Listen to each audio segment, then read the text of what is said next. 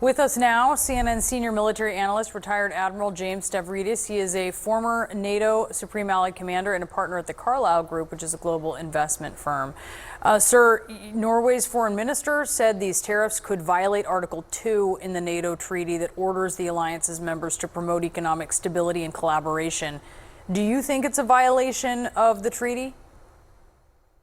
I think that's a bit of a stretch, but it shows you these conversations are not going swimmingly.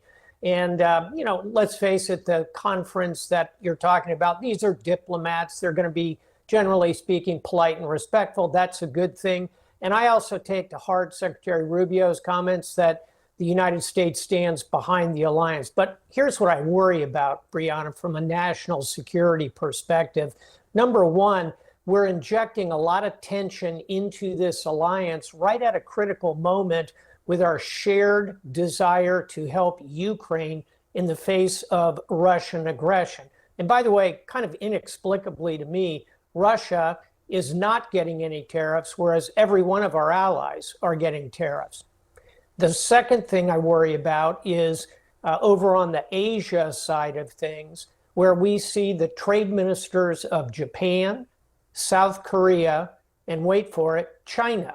The three of them standing together a couple of days ago, talking about how they would coordinate efforts together against these tariffs. And then third and finally, I look at defense as a business. It's a huge business, defense spending.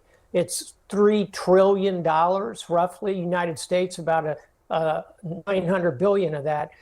All of this tariff talk is going to impact that ability to share effective defense across the NATO alliance and across our bilateral alliances in Asia. You mentioned Russia's exemption, and the White House questioned about that. I know I see you shaking your head. It's perplexing to you when you hear the White House say they're facing such severe sanctions already. What do you make of the explanations that you hear coming from the White House?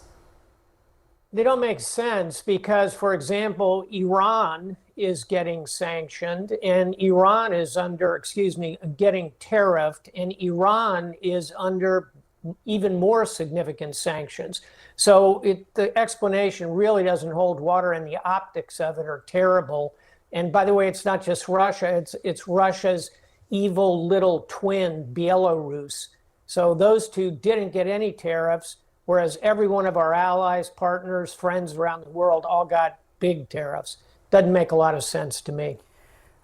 Marco Rubio reiterating the 5% NATO spending goal. He says, we want NATO to be stronger. He's also trying to, I guess, be kind with that. He's saying this is a collection not just to partners and allies, but of advanced economies, of rich countries who have the capability to do more.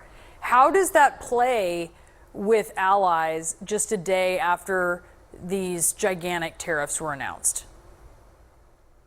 Well, it will come across as a very, very inappropriate moment to be pushing that. But having said it, I think it's the right message.